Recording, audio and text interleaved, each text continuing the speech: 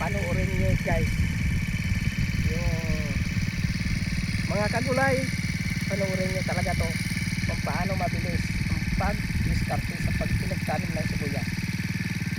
Yan lang ang ipakita ko sa inyo.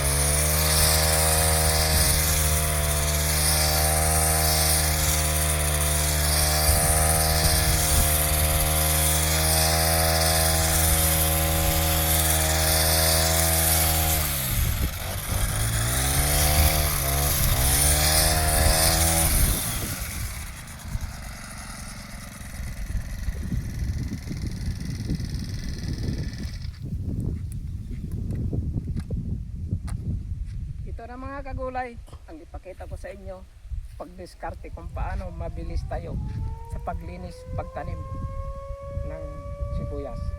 Ganito lang mga kagulay ang proseso natin nga mabilis. Wala nang mahabang kunin, ito na lang oh. Ito na lang, konti.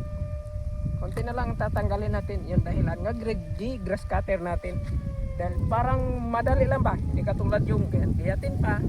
Ganito na lang ang proseso natin nga mabilis tayo magtanim ng sibuyas. Ito ganito. Yan lang mga kagulay. Ito lang the best nga giano ko sa inyo.